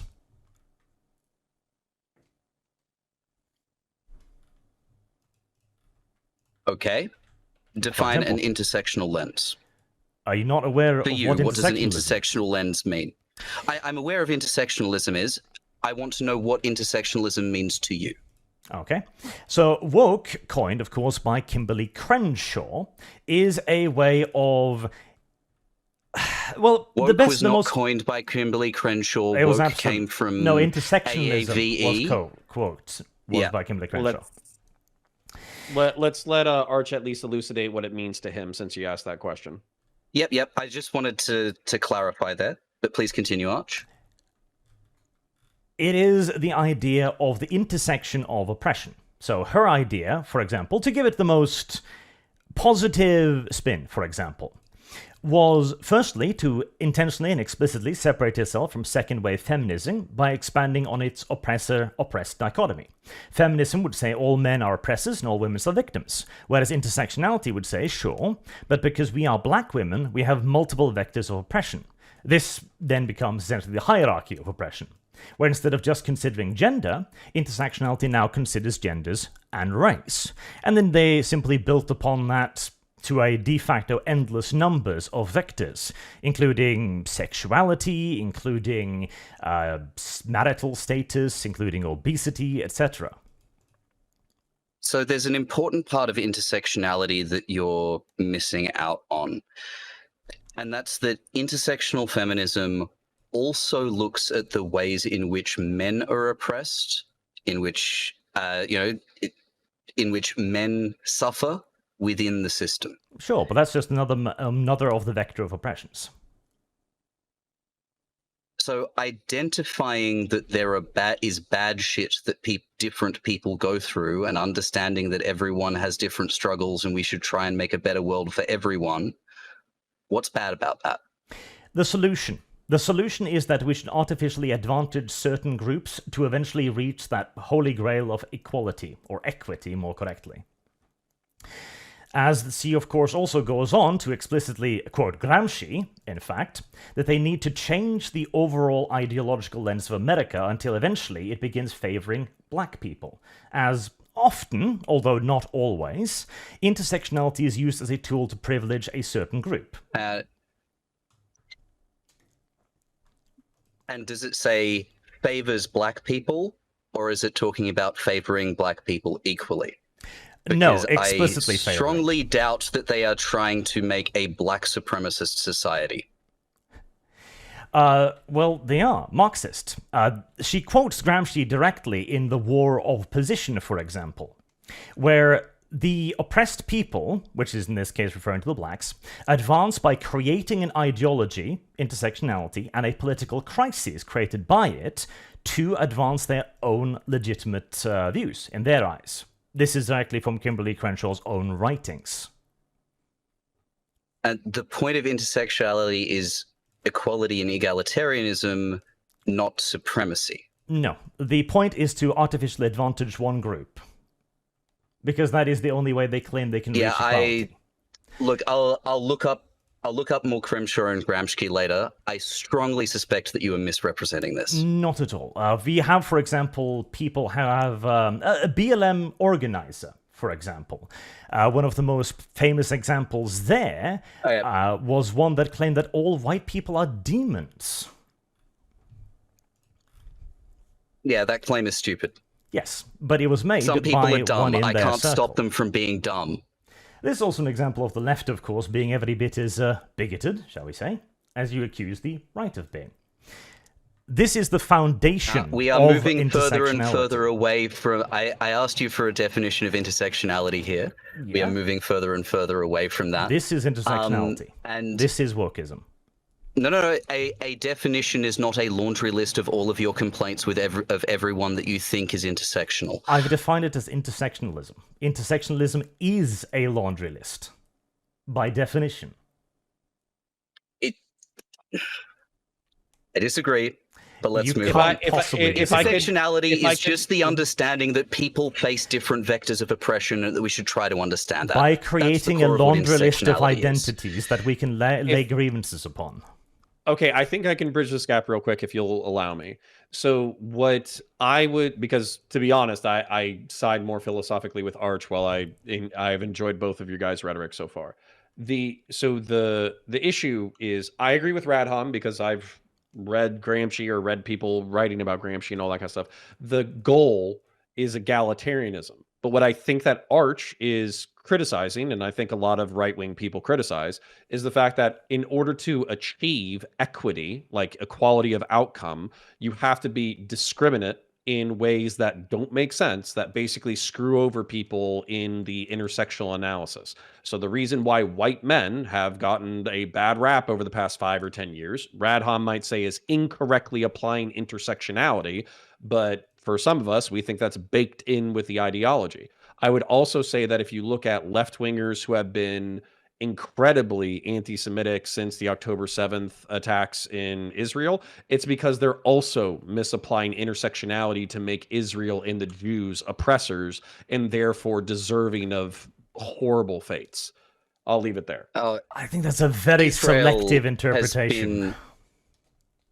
Israel has been acting very, very awfully. This is not an intrinsic thing to Jewish people. The state of Israel has been doing horrible things for a long time, and Hamas has done horrible things in response. But again, this is another topic that there's an entire debate, or several, inside of.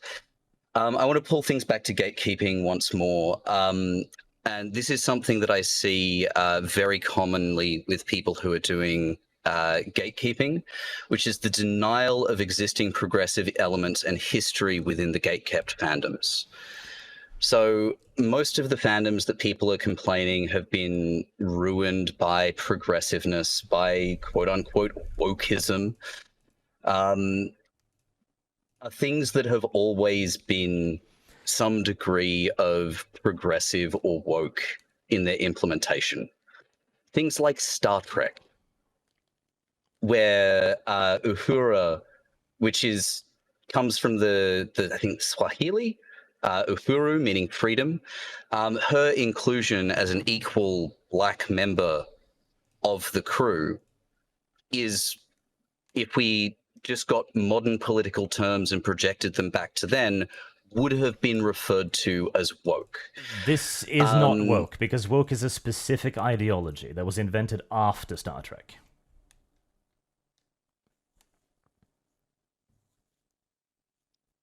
But the same fucking elements are there.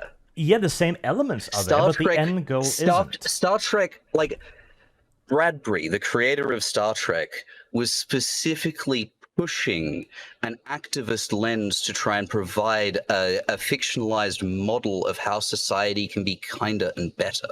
Mm-hmm. And he ended up with a very liberal and good society. But just because he has elements that we can later identify to be a part of another ideology does not make it part of that ideology.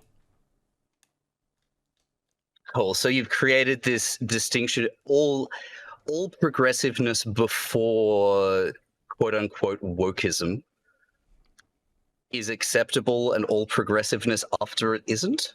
Well, we're not in an absolute society here. There are things I agree with. The inclusion of Uhura, for example. Great. The Fresh Prince of Bel-Air. One of my favorite shows of all time, for example. It was originally supposed to be Will Smith with an all-white family, because that was kind of the trend at the time. You throw in the black kid and have her kind of be like have him be the weird one out. And you make comedy out of that. How do you live in a white household? Instead, they figured, okay, let's have it in a black upper-class family, and let's do that. And that was a genuine case of good progress in entertainment, as you had a positive. But if someone were family. to make, these kinds of things today, they would get lambasted as being woke. Not necessarily. If Uncle Phil was suddenly talking about they intersectionality, absolutely would. There's this screeching, unhinged reactionariness. Yeah, all you need is to have a female character or a black character in a prominent position, and people start screeching about it being woke. Mm-hmm. And the left does that as well. This is simply a part of the culture war. There are absolutely instances where the right leap all over something and calling it woke, woke, woke, where it isn't. But there are many more instances of the left having attacked previous pieces of media and gotten them cancelled because of being racist or exclusionary or etc., etc. Do you have some examples of that? I mean, we've got one that hits just every single point, for example, which is the BLM organizer, which defines all whiteness as evil. Media. Examples of media that has been destroyed and cancelled by the left. I mean, sure, Doctor Who recently has turned incredibly progressive. No. Destroyed and cancelled by the left calling it racist, horrible, conservative. What recent media has this happened to? Recent media? Like, we're past the recent events. This is back to 2016, where we have, for example, the guy who was cancelled for wearing a shirt. This is cancel culture in its total. Media, not a guy wearing a shirt. Media. Are you denying cancel culture? No, I'm not denying cancel culture. Well, there you go. But what media? I mean, hell, You said that there's examples. the transformation You're of the struggling to give little... me examples, boy.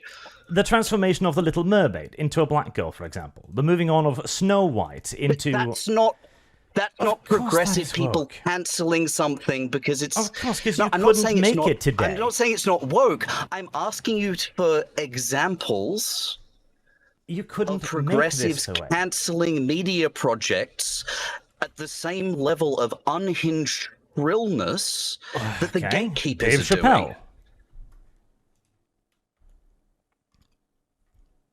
Was actively transphobic and people said he was actively transphobic. Exactly.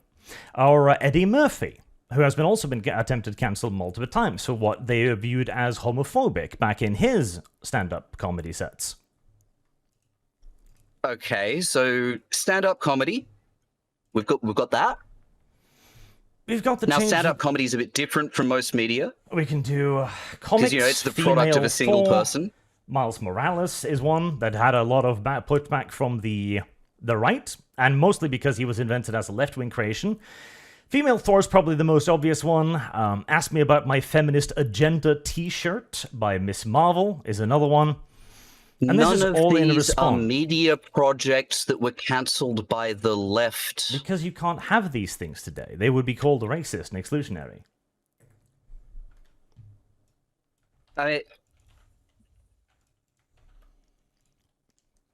There are fucking what's it? Oppenheimer. Oppenheimer didn't do woke stuff. It didn't get cancelled. Oppenheimer didn't do a whole lot of woke stuff, no. And it did not get cancelled, no. And it It's didn't not get a cancelled. universal. See, the absence of wokeness isn't causing this same unhinged reaction that we're seeing from the gatekeepers. I absolutely do think it was. That's the Like entirety of when- cancel culture. Cancel culture, and I have critiques of how cancel culture is utilized, and it doesn't have the effectiveness that its proponents tend to claim. As I know several people who But have been that's- actively that's- cancelled, I would that's disagree on different. that point. Again, you've completely failed to present me with any media franchises. You can look at that the fit within transformation this. of all of it. The entirety of Disney having moved away from what was once a... People have become more progressive over time. Yes, that is the changing political waters. And people like to see that reflected in the things that they consume. This isn't some ravening horde of people who are coming in to destroy fandoms. Of course they are. You've already admitted that you can have good quote-unquote woke me. Of course they are. No, people aren't coming into fandoms specifically to wreck your shit and destroy them. People are coming into fandoms because they enjoy them. And The many woke of the is. people who want there to be more progressive elements are people who have loved it for so fucking long. Many of them have, yes, but woke is an inherently corrosive force. Because it always values the woke over whatever they are entering into. This will inevitably undermine the structure or the hobby that they have entered into. I think what you're seeing here and misidentifying is badly made, corporate produced, kind of designed by committee movies where they're going, okay, let's tick the boxes so that we've got some marketable stuff and not actually put the effort in to make a good movie. And I think this that's what you're comes misidentifying. from Things like the 2016 wokeism. Ghostbusters. The 2016 No, Ghostbuster was most assuredly an attempt to appease the wokist groups. It was utilizing a shallow understanding of demographic marketing while not producing a good product. This isn't an invading horde. if It the was trying to cultural specifically specifics, appeal to that group. if the cultural specifics were different and quote unquote wokeism didn't exist, then that still would have been just as bad a movie. It wouldn't have been created. It's because of the production process. It was a movie created specifically to appeal to a woke audience. It wouldn't have been created without it. They absolutely could have created that outside of that. It was just a shitty movie. You can gender flip all of the characters so that it's majority white men, and so that the himbo character is now a bimbo, and it still would have been a shit movie. It still probably would have been a shit movie, but Ghostbusters 2016 was explicitly made so because it was appealing to a wokeism wokeist doesn't audience. Matter. It's not whether or not come something out is of pushing nowhere. progressive, being The company progressive. didn't just it's whether make or not this for something no is reason. good. They made it because they were to trying try to and appeal make to money wokeism. off an existing franchise, because market research shows that people will go back to things that have titles that they recognize more easily than they will go and see a new property. I think that fucking sucks. I want to see more new properties out there. But this wasn't created to push some fucking wokest bullshit. Now, they might have smeared some progressive marketing over the top of a bad film, and they absolutely did. But it's If a it bad was film just- because it was a bad film, not because it had progressive elements or a predominantly female cast. It was made specifically to appeal to the wokest audience. If it was simply just a, hey, let's make money out of it, they would probably have done, or attempted to do, what they did with the later Ghostbuster one, with the old cast, which also wasn't very good. Yeah, this is bad corporate management and design by committee. But they don't do this for no reason. They don't appeal to wokest ideology specifically for no reason. And if reactionary ideology was culturally dominant, then they would appeal to it because it can help make them money. Yes, they would. I think we'd both agree corporations are fundamentally amoral constructs. Corporations should not be given any moral consideration, no. And they should not try to give any either. I disagree. I think that the people within corporations can and should have moral considerations, but the corporation itself is amoral. Well, no, because here's the thing. Wokeism, in the case of Ghostbusters 2016, was added in because they were trying to add in something progressive. If they had simply just been a corporation that didn't care about modern-day morality or politics, they would simply just have tried to make a good product. And they were trying to make a good product, and they failed spectacularly. They were trying first and foremost to create a work product. They were trying to make a good product. If they were trying to make a good Ghostbusters product, they would not have gone in Everyone who this sets direction. out to make a film or a TV series is trying to make a good product. Not everyone manages to succeed. There have been plenty of films where they've gone out to make explicitly a point or a political argument. In the case of the Ghostbusters, also there's quite try a bit to of make a good marketing was product. around that. Yes, and getting- that was making a them good trying product to is the utilize the ancillary. marketing framing. No, making the good product is the primary thing, because the good product sells. If the good product sells, then they would just make the good products. They would try to. Instead, they are trying to appeal to politics. They as tried you to said. make the good product and tried to appeal to progressive values.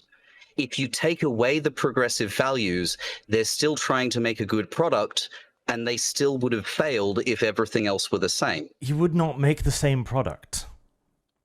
If you're explicitly making something political, you will not make the same product if you're not trying to make it political.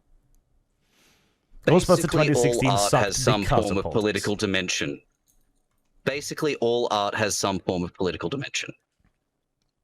You can extrapolate politics from anything. No, like, the intrinsic views and beliefs of the people making a thing exist in the thing that they make. This also comes back to the who are they actually serving? So Because I it shouldn't is, of say course, intrinsic, the held views and beliefs, because I don't believe that views and beliefs are intrinsic. a big part of the reason in gaming, for example, for more woke products is because it was easier to gain investments via ESG money than it was to make a good product. They could more easily get a payday by checking the boxes. Expanding market share by appealing to broader ranges of people Will eventually undermine and destroy your franchise. Bullshit. If you unendingly expand something, you will eventually undermine it. And this is a fundamental principle that we see on basically every single solitary level. In government, in religion, in social groups, in hobbies, in virtually everything. Infinite growth within a finite system is not possible. But making your product so that more people can enjoy it is. You have presented a straw man. Not at all. I am not arguing for infinite growth. Here's the thing. Such a thing does not exist. Of course not, but trying to widen it beyond the demographic. A well-functioning and healthy social structure is kept strong and vital by a shared purpose and interest. If you try to expand that to people who aren't interested by catering to their political ideals, for example, you will bring in people that are actively Now, here I'm not talking destructive political to it. ideals. With gaming especially, we're talking them seeing themselves represented within representation gaming itself. Which is a political ideal. It's also just practical. And like, why, like, representation is not an ill. Representation has already been plentifully existent within gaming. When you're trying to force it in, you are appealing specifically again to the workers' agenda. And then you are bringing in people who are actively destructive or you're to just whatever trying structure to you're bringing appeal them to into, a broader audience, because they or have you just different want to values. see those people represented. There are also people who make games with broader representation because they themselves fit into the categories that they are representing. Sure, and if you're making something else, go right ahead. But if you have an existing structure like this, you will be undermining it by bringing in people who may not agree with it. In 40k, this is especially obvious because, again, it is a right-wing leaning setting on its moral foundation. Again, I strenuously reject your framing and structure there, but we've already gone over this. Especially when you bring in, again, woke. Yeah, I do not think that Foundation of 40k Gramsci. is fundamentally right-wing. No, we can get into this a bit more.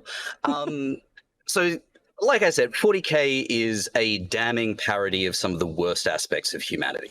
Things like authoritarianism, bureaucracy, fascism, etc. Yes. And it can be damning in the 21st century while still making sense in the 41st millennium. And but the humanity could exist outside of the oppressive structure of the Imperium. Probably not, no. Not with Tyranids, not with Necrons, not with everything else. Everyone's favorite rowboat girly man woke up from his poisoned stasis, looked at the galaxy and said, "What the fuck have you done?" Because after 10,000 years of misrule and continuous assault, it had been eroded. Of degradation under the fascioid control. Not the fascioid control. Like, the Imperium's poor governance is not the primary reason why it's collapsing. The primary reason why it's collapsing is because it's under constant attack, including by one enormous plot device known as the Beast. The Imperium's poor governance is a big part of why it weathers this so poorly. You get that that's part of the point of the Imperium in the setting, right? That is a part of the erosion. Like, these things are made necessary. The Imperium would prefer to have good logistical lines, but it can't. And since it can't supply the necessary war materials to the front line, it's going to have to get more abusive. No, you will make the 10,000 guns. It can't because it is stymied by its ideology, by its inefficiency. The Imperium is collapsing. It's not stymied. Like, its ideology is actively trying to keep it alive. Like, extreme authoritarianism in a position where you have to create the 10,000 lasguns is not a negative in-universe. It is a do it or die.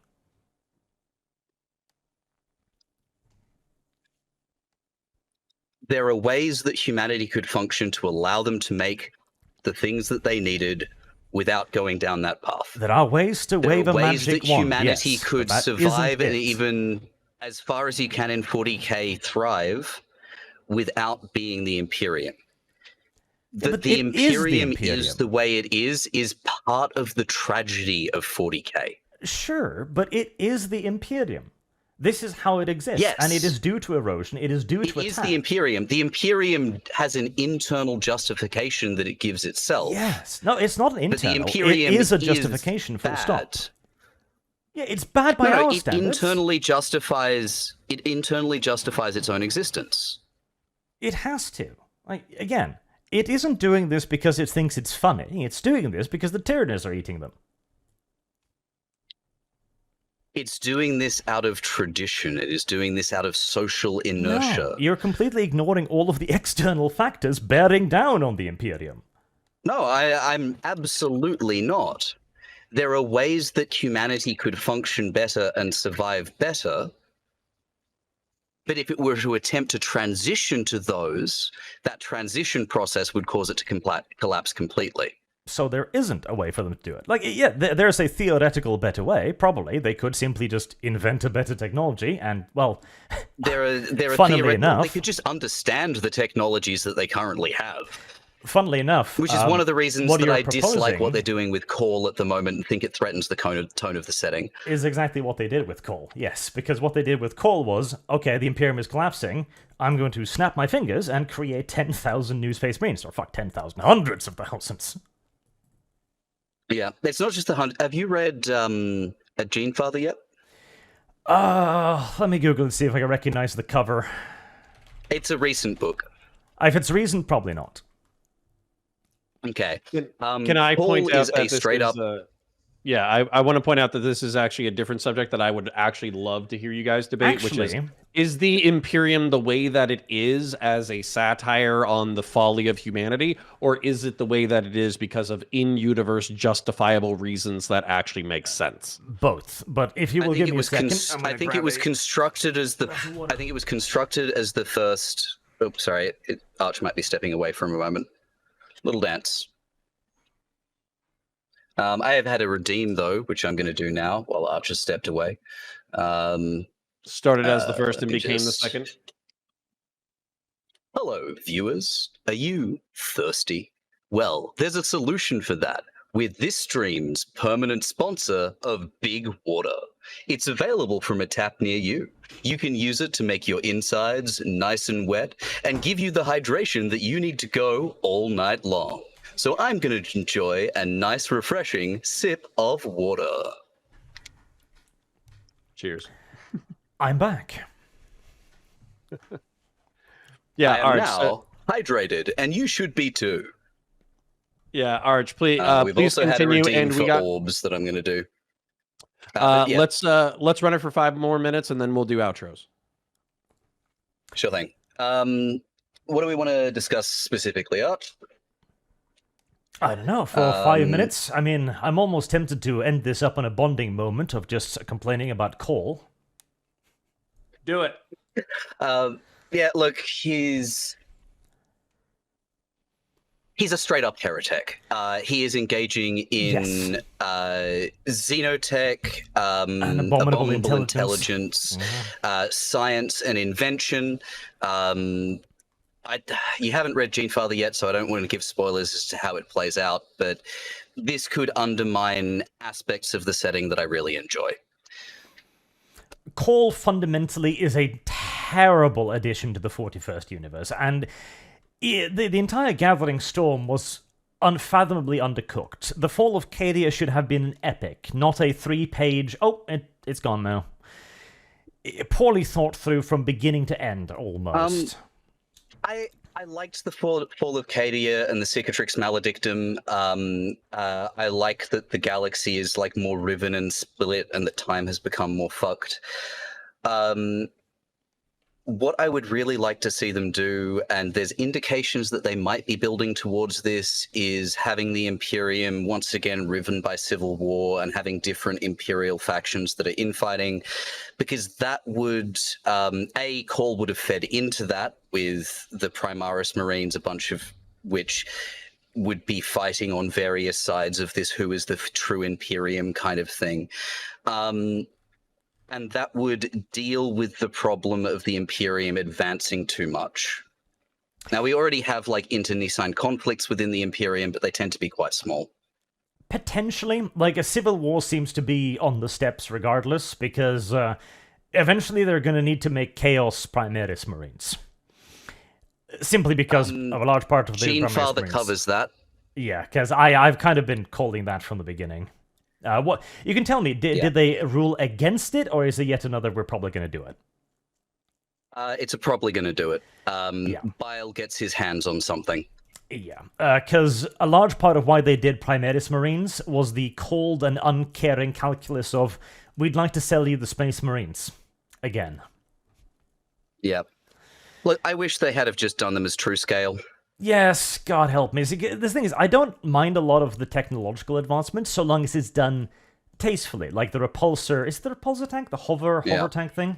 Fine, okay. Giving them slightly cooler looking armor. Okay, fine. But no, they had to take it 10 steps further. Like, the very fact that Cole has, I think this was in one of the earlier books where he was with the Emperor's Scythes, I forget the name, where he basically said that he had emptied one gene vault, and that was the entire Indomitus Crusade, and he had dozens more to go. So there are millions of Space Marines just frozen all across the galaxy. Like, ugh. Yeah. Well, I think we're kind of coming to the end, which, by the way, y'all are more than welcome to hang out with each other, BS over lore, all that kind of stuff, but I do want to put a nice little bow on the subject. So we're going to do outros if you guys are keen. What I would say is the outroduction is, if we're making like a nice clean segment, this is where people can shout themselves out. So Radhom, if you want to tell the people at home who you are, what you're about, et cetera, where they can find you, blah, blah, blah, do that, as well as tell us your summary on gatekeeping. I don't feel like we really changed each other's minds, but if you want to hit your highlights and then kind of do a general summary, that would be great. And then Arch, are you ready? Because I think Radhom did you go first last time? Radhom? Yeah, Radhom did the intro. So Arch, are you ready to do an outro and kind of a summary of your thoughts? Okay. Well, how do I put this? My primary argument for gatekeeping is, quite simply put, that you cannot gatekeep somebody who doesn't want to be gatekept. I was gatekept from a great deal of things as a kid because I wasn't a cool kid. I never got into that clique. I liked my things. I liked gaming. I liked 40k. These were condemned hobbies. They were not popular. I didn't care. I still embraced those things because I didn't care about the cool kids circle. These things, however, were always niche things. Like, all things are, to a degree, niche things, based upon their own internal structures. Once you start expanding upon these structures too far, you will eventually end up at a point where you are bringing in people who are not going to be interested in the thing, and will change it to suit their own goals. This is then also further reflected with the prevailing idea of woke ideology, which spreads it specifically and explicitly by its creators to undermine and change modern society. The war of position, as Gramsci would put it. Once you have these forces that will always place the ideology first before the hobby in the hobby, its demise is virtually guaranteed. It is but a question of time. Okay, I appreciate that. And then I know that you're probably the largest creator in the room, but where can people find you? Oh, the lore channel is Arch Warhammer, or the ArchCast for weekly podcasts. Okay, the lore channel is just Arch now. That's true. That also was an example of the left's propensity towards gatekeeping, of course. All right. Well, thank you kindly. And I then disagree Radhom? there. I think it was I think that was just a company protecting itself from someone who was damaging their brand. We'll fight about I have the email that's that other was stuff sent to be discussed by another a time. person who explicitly described himself as a Marxist. We'll fight about that next time. Radhom, summary about the scenarios, and where can people find you? Yep. Gatekeeping as it is currently practiced by reactionaries and fascoids is a fucking gross and disgusting practice that basically boils down to a justification of abuse of people that they don't like. Hobbies are not hobbies and fandoms are not destroyed by new people coming into them and enjoying them. This is fantasistic bullshit. Media isn't good or bad because it has progressive or conservative or neutral values. Media is good or bad because of how it is made, whether it is made well or poorly, at all sorts of various steps of the creation process. It is very important that we have standards of behavior within our communities and within our hobby spaces, and I want a broad variety of people to be involved in fandoms, communities, and hobbies so that we can learn to not fucking hate each other for shit that doesn't matter. I'm Radhom. As I said at the start, I'm a lefty Australian political streamer. I'm a complete and utter nerd. I paint miniatures while covering politics and deconstructing conspiracy theories. Here are some little goblins that I've been working on over the last little while. I've also got a background in... wrong button there. I've also got a background in circus, cabaret, all of that shit. And this has been fun. No, Arch, I want to thank you. Not all the time will a larger creator come down into debates with some of us debate bros from Twitch and somehow YouTube I politics. hit the crackle moment again. Yeah, it was fantastic of you to come on down. I sincerely appreciate it. I'm hearing full crackle right now. I'm going to once again disconnect and reconnect. I know that happened at an opportune. Okay. But Arch, I did just before we dip out, I just wanted to thank you. Not Sorry, at an inopportune time. It's all good. So that Radhom, started can you hear me real when quick? you started speaking. I can hear you. That started when you started speaking. So if you can Sure. repeat. Yeah. So right before I leave, I was just obviously I want to thank you for inviting me to moderate. I hope I didn't interject my own opinions too much. You guys were gentlemen and largely largely handled it yourselves. You did 80% of the work for me. And then Arch, I just wanted to thank you for coming on down into the Twitch and YouTube political space. Radhom and I kind of met through that, but we're both 40K nerds, and we like to debate and throw elbows. So we don't always get the bigger folks wanting to come down and mix it up. So I just wanted to thank you for that. I don't think you should need to thank me for that. I think discourse is a pretty natural and should be an obvious part of this. Okay. Well, deeply appreciated. Yep. I have to travel tomorrow, so I'm going to leave y'all two alone if you want to continue to bullshit. And then, of course, we've hit about the 2-hour mark. So if you're feeling tired, then y'all do you. Anything for me before I leave? No, thank you for coming and moderating. I think you were a great choice for moderator for this particular debate. Yeah, rock on. Okay. Best of luck with all your stuff. Sincere pleasure. Y'all have a great night. Bye.